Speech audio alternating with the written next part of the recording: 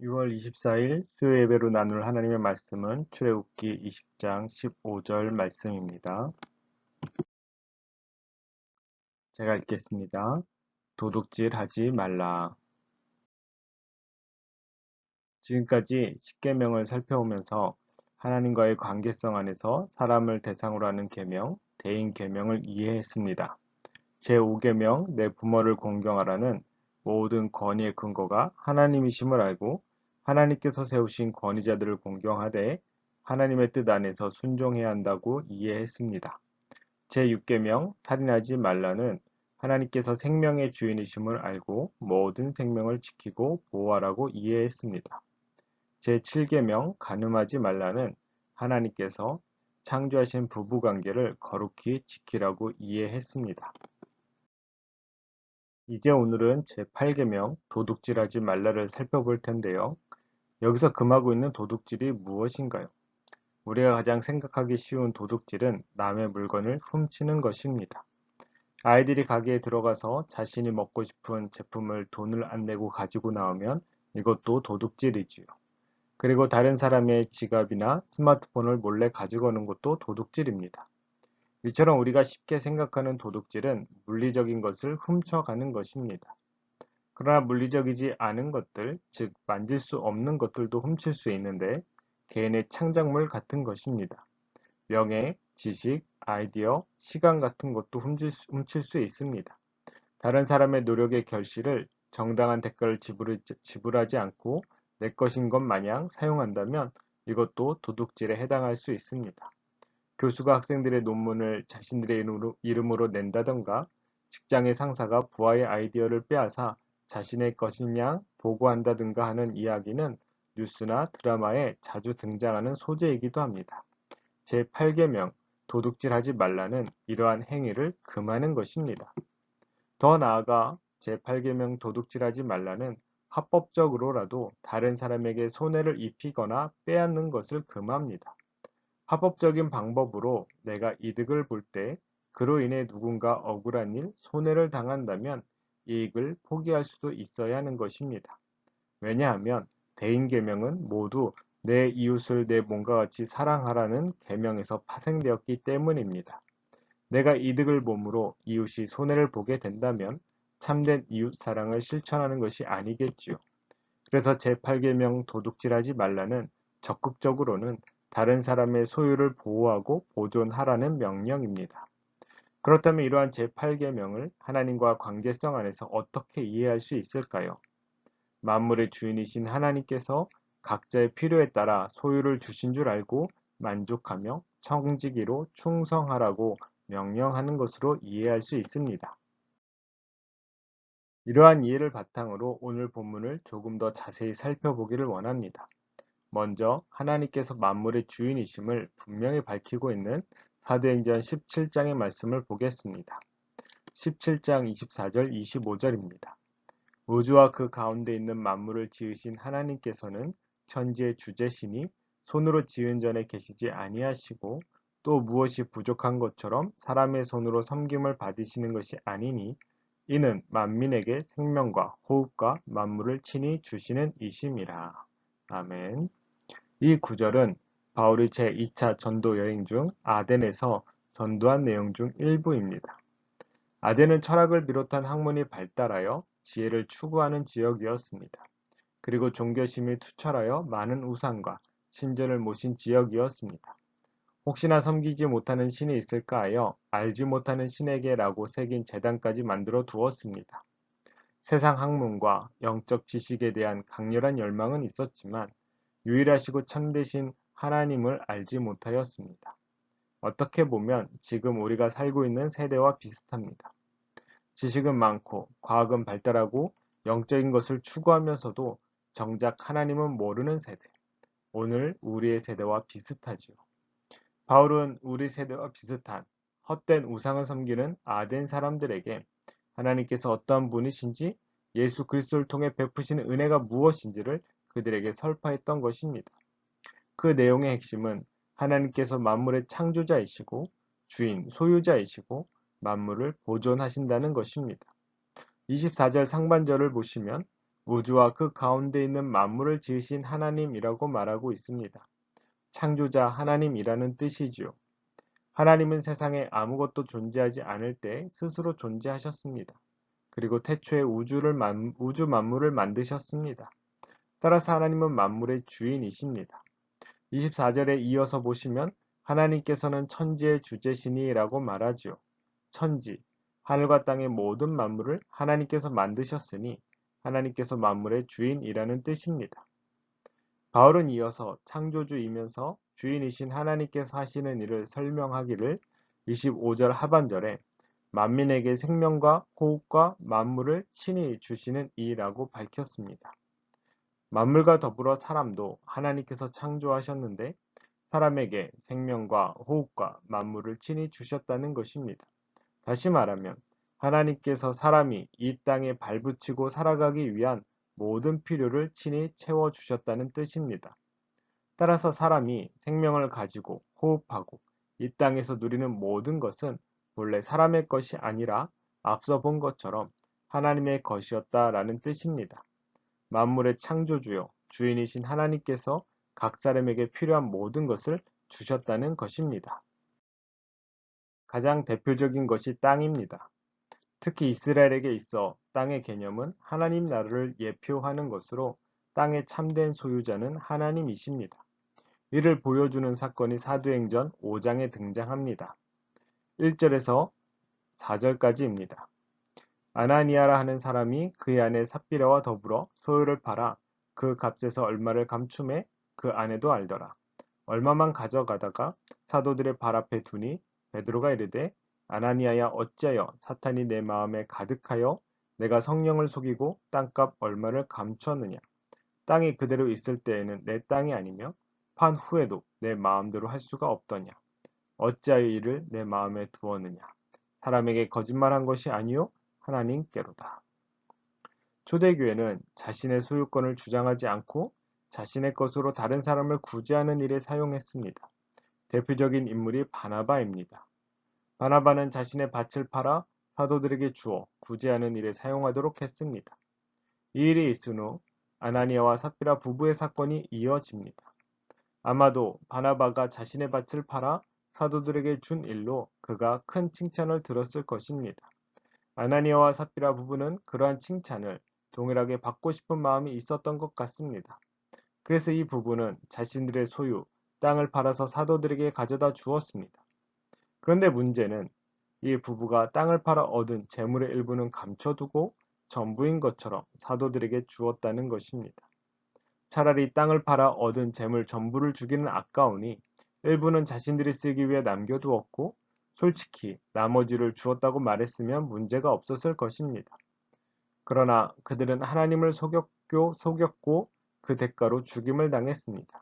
이때 베드로가 아나니아에게 한 말 중 4절 상반절을 보면 이렇습니다.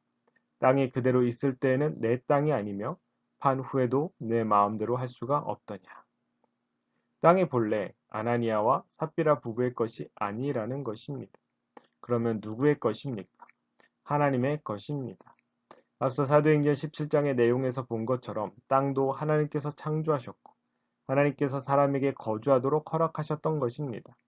우리 중에 누군가는 부동산, 즉 땅과 집, 건물을 소유하고 계신 분도 있을 것입니다.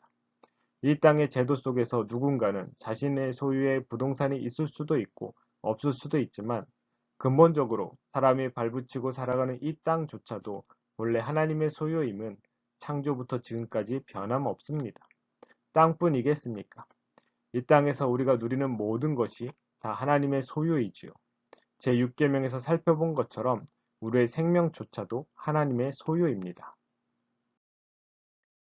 그런데 문제는 각자가 가진 소유가 종류도 다르고 양도 달라 우리 눈에는 불공정하게 보인다는 것입니다.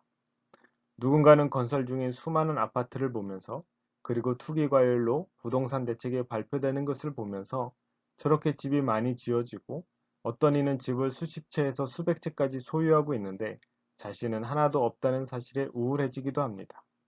저는 컴퓨터나 스마트폰 같은 IT 제품에 관심이 많은데 돈이 아까워서 못 사는 비싼 제품을 가진 사람을 보면 부럽기도 합니다. 개인 간에만 이런 문제가 있는 것이 아니라 민족과 나라 간에도 이런 문제가 있습니다.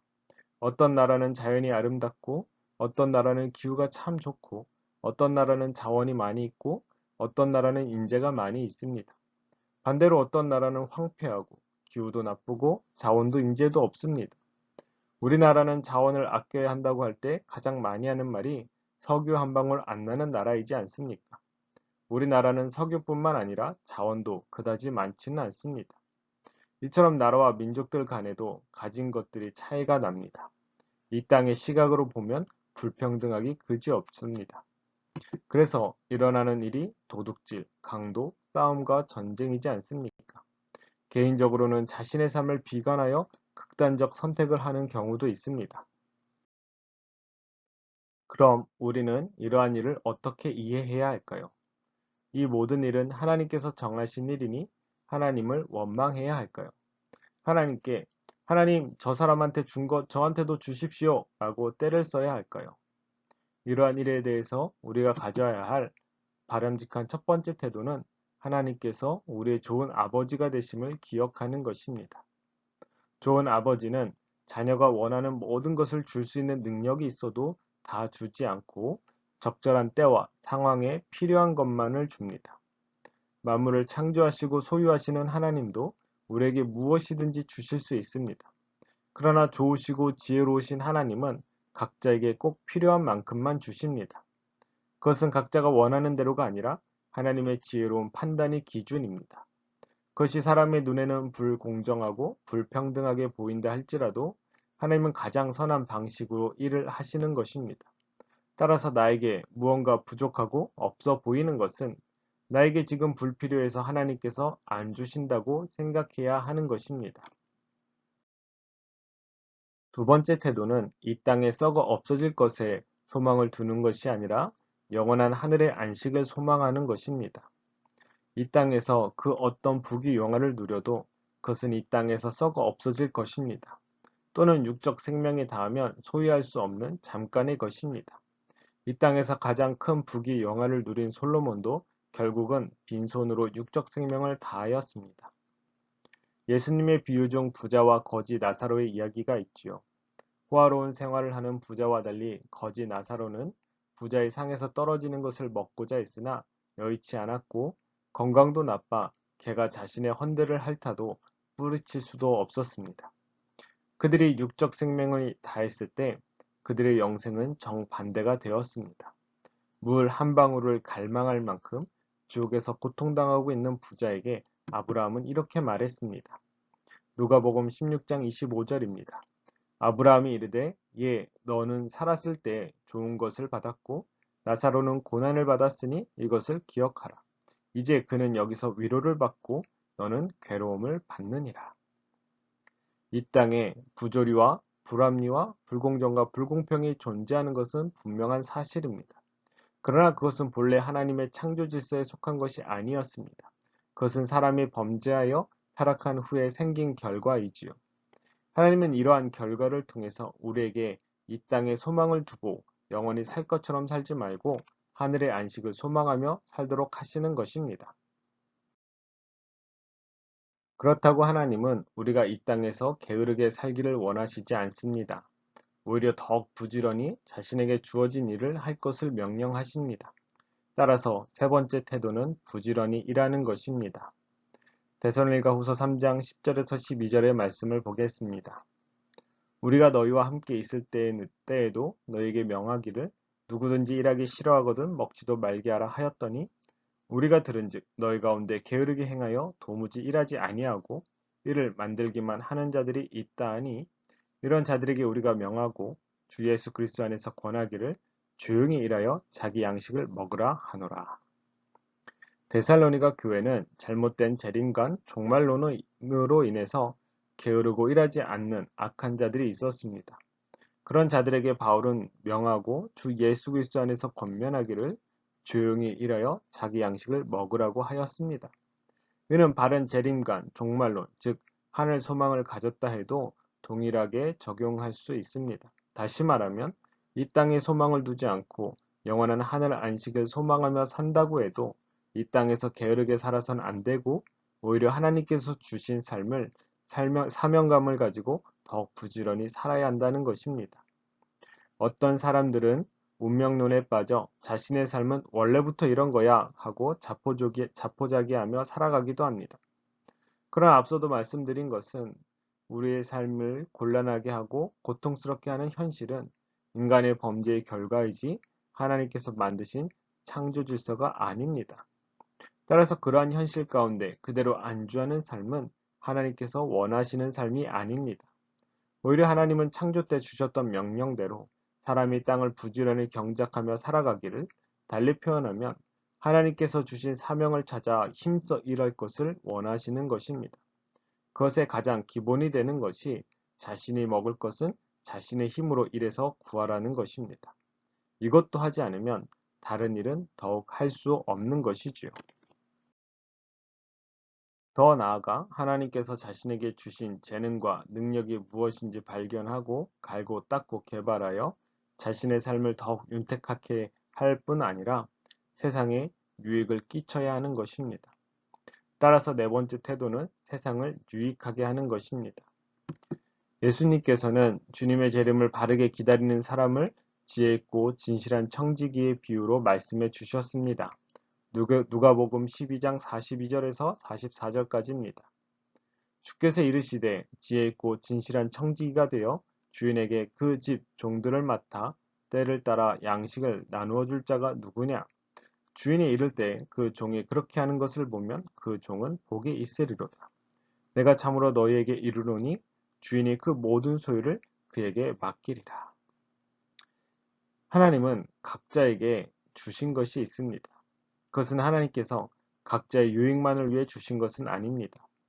그것도 완전한 소유권을 주신 것도 아닙니다.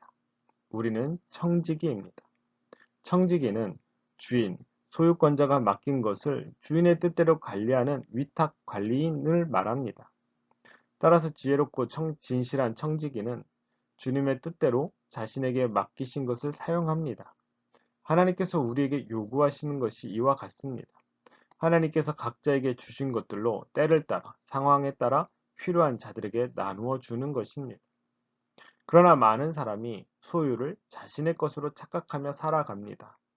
그래서 주인이신 하나님의 뜻과 상관없이 자신을 위해서, 자기 가족을 위해서만 사용합니다. 조금 범위를 넓히면 우리라고 말하는 조직들, 예를 들면 우리 가족, 우리 교회, 우리 학교, 우리 나라 등 이런 조직 안에서만 뭔가를 나누고 함께 합니다.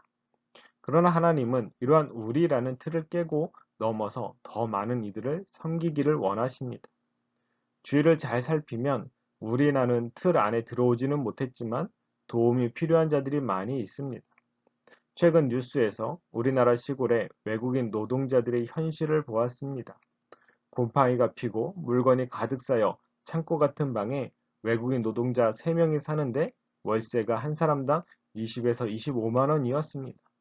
농장주의 탐심이 외국인 노동자들의 재산과 건강에 유익이 아니라 심각한 해를 끼치고 있는 현실이었습니다.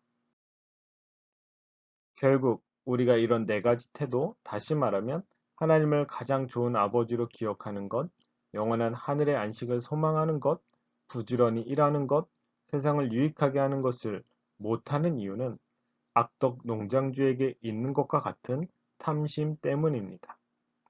성경에는 재물에 대한 탐심에 대한 경고가 참으로 많이 있습니다. 가장 대표적인 구절이 마태복음 6장 24절입니다.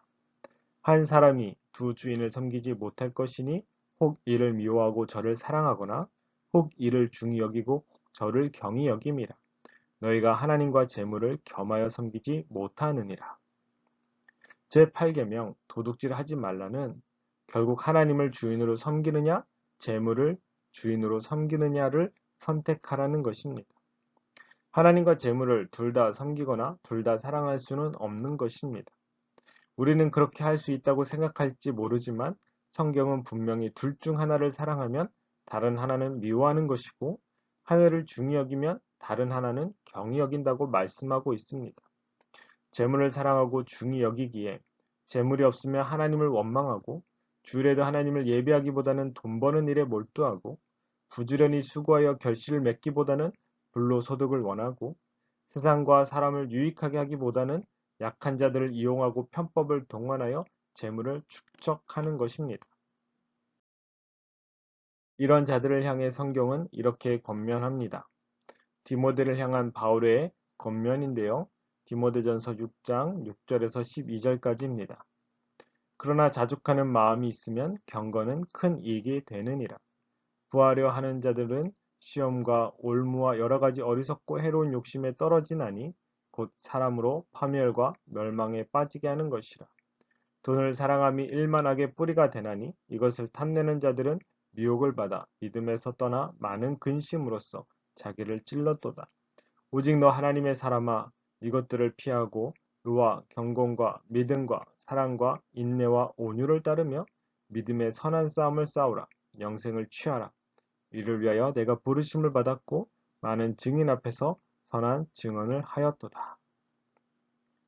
경건으로 이 땅에서 유익을 얻고자 하는 사람이 있습니다. 다시 말하면 종교적 행위로 이득을 보고자 하는 사람이 있다는 것입니다.